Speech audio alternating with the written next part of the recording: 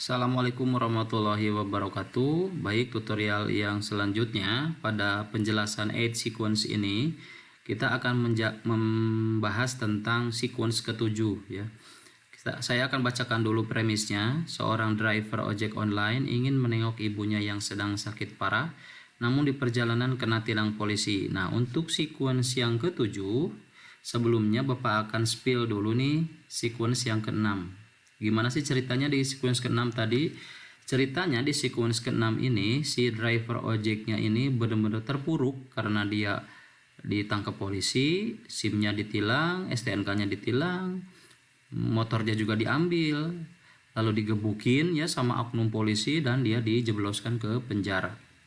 Gitu tanpa keterangan apapun ya, karena memang atas kelakuan dia tadi ya yang menghindari penilangan polisi. Oke, seperti itu di sequence yang ketujuh. Ini kita akan membahas satu perkara lagi ya. Sequence ketujuh ini. Di sequence ketujuh ini yang kita bahas adalah tentang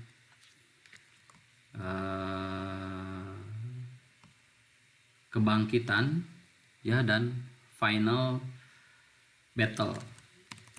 Revival kalau nggak salah ya, revival and final battle gitu. Kita cek ya, takut bahasa Inggrisnya salah. Revival, nah ini bener ya, kebangkitan, revival and final battle. Jadi kebangkitan dan final battle atau battle terakhir ya. Kalau misalkan kita nonton film laga itu kan dia pertarungan terakhir gitu ya. Nah, tapi ini bukan arti yang sebenarnya. Kebangkitan dan final battle ini bukan artinya kita filmnya harus film action ya. Ini hanya istilah saja. Tapi ini bisa menjelaskan bahwa di sequence ketujuh ini itu ada cerita di mana si pemeran utamanya ini bangkit gitu. Dia bangkit dari keterpurukan pada sequence ke-6 gitu. Nah, di sini berat banget gitu. Kita sebagai pembuat cerita itu berat banget. Kenapa saya bilang sequence ketujuh ini berat banget? Karena seorang karakter utama yang sudah terpuruk jatuh ke dalam sumur gitu ya, ke dalam keterpurukan, kita harus serta-merta membangkitkan dia dan membuat dia itu nantinya meluncur lagi ke atas gitu, posisinya itu bangkit lagi. Nah, itu yang membuat kita jadi banyak ada cerita-cerita film yang kalau kita tonton itu kayak yang kok bisa kayak gitu ya, kok bisa dia ujuk-ujuk seperti itu. Nah, kita sebagai penonton nggak nerima kan, nggak relate gitu sama kehidupan kita gitu. Misalkan ujuk-ujuk ada superhero yang ngebantu dia misalkan dari penjara gitu kan, nggak bisa ya seperti itu. Masa datang dengan tiba-tiba seperti itu, atau misalkan datang tiba-tiba Kapolda ya yang membantu dia untuk keluar dari penjara, kan nggak bisa seperti itu. Pertama karena dia bukan orang asli Jakarta ya, yang kedua dia rumahnya jauh, terus teman-temannya juga rata-rata tidak mampu untuk membantu dia seperti itu ya, dan lain sebagainya. Nah, ini harus benar-benar cerdik dalam mengembangkan cerita supaya ini sangat masuk akal gitu ya, sangat relate dengan kehidupan, dan nantinya penonton akan nerima, oh iya bener seperti itu ya gitu ya. Nah, ada beberapa cara ya untuk membuat cerita revival and final battle ini. Salah satu caranya ya kalian tetap harus mengembangkan cerita dengan begitu masuk akal. Misalkan tadi betul ada bantuan dari komunitas ojek online misalkan ya, tentang temannya itu yang hilang gitu ya. Itu bisa aja seperti itu dan itu relate banget gitu kan. Bisa aja ada teman-temannya yang membantu dia gitu ya, mencari, ternyata dia lagi di penjara, lalu komunitas ojek online-nya demonstrasi di depan kantor polisi seperti itu. Bisa, dan itu sangat-sangat masuk akal, sangat-sangat make sense lah gitu, masuk akal. Dan kalian bisa membuat cerita seperti itu, bisa. Atau dengan yang kedua, caranya kalian membuat plot twist. Nah, jadi plot twist ini biasanya posisinya ada di sini nih, ada di sequence ketujuh. Nah, plot twistnya seperti apa? Nah, kalian ini plot twist ini itu pentingnya itu bagaimana kalian memutar cerita gitu. Jadi penonton itu akan bilang, oh gitu ya. Nah, jadi seperti itu.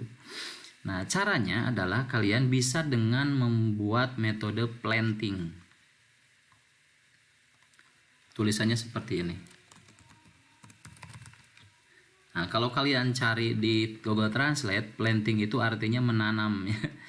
Dan ini bukan arti yang sebenarnya. Menanam artinya menanam adegan-adegan pada sequence-sequence sebelumnya. Artinya itu seperti itu.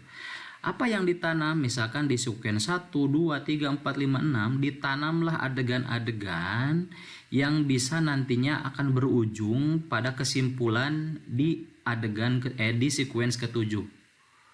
Nah, jadi kayak ngasih gimmick-gimmick atau ngasih clue lah gitu. Ya misalkan di sequence ketiga di sini posisinya ada tadi di Journey Begins kan, di nomor 3 ini. Nah, ternyata di adegan terakhirnya itu ada sebuah adegan di mana polisi yang ngejar-ngejar dia itu ya, posisi yang ngejar-ngejar dia itu ada adegan di mana dia ternyata nelpon seseorang gitu. Nah, kita kan sebagai penonton itu jadi pertanyaan, nelpon di siapa itu kan polisi. Nah, itu planting. Ada planting. Nah, setelah nelpon seseorang, si polisinya nelpon seseorang, kita udah aja gitu. Itu jadi rahasia kan. Kita menghiraukan itu. Nah, bisa jadi nanti di planting lagi di sequence keempat di sini di false victory-nya ya. Misalkan ketika dia lagi gembira kan, tadi kemenangan si ojek online ini, dia gembira, dia ada lagi adegan di mana polisi yang tadi yang sama yang nelpon seseorang, dia juga memperhatikan juga gitu. Sebenarnya polisi yang tadi itu bisa aja menangkap dari awal gitu, cuman dia tetap memperhatikan dari kejauhan dengan menelpon seseorang, dan seseorang itu kita nggak tahu. Nah, di akhir ini ternyata disimpulkan ya, di revival ini dimunculkan lagi ya, polisi yang tadi itu ternyata polisi itu sedang menelpon oknum ya, oknum polisi yang ngegebugin si ojek ini gitu. Nah, ternyata ada sindikat di belakangnya, bahwa ada polisi oknum yang tidak bertanggung jawab yang kerjanya itu ngegebugin para tersangka gitu kan, nggak boleh gitu kan ngegebug gitu. Nah, nanti di akhir si komunitas ojek online ini dia mengungkap ada sindikat tersebut gitu, dan itu memperkuat dan memperingan gitu si ojek online ini, si abah ini ya, untuk keluar dari penjaranya seperti itu. Jadi itu yang namanya plot twist dengan menggunakan planting gitu ya. Jadi kalian bisa planting adegan-adegan dari awal yang nanti ujungnya itu ada di revival and final battle. Ngebantu banget lah gitu untuk kebangkitan dari pemeran utamanya. Mungkin seperti itu ya. Jadi kalian bisa mereka-reka adegan seperti itu, dan itu tergantung dari kemampuan dan wawasan kalian. Maka dari itu Bapak sarankan untuk sering-seringlah nonton ya film yang berkualitas tentunya. Lalu sering-seringlah baca novel, cerita pendek lain sebagainya, supaya menambah wawasan kalian dalam mengembangkan cerita. Ya seperti itu, jangan lupa dicatat ya, dan silahkan share ke teman kalian di tim yang berbeda. Jangan menggunakan video ini ya, silahkan gunakan catatan kalian dan gunakan skill kalian secara lisan. Seperti itu, terima kasih. Wassalamualaikum warahmatullahi wabarakatuh.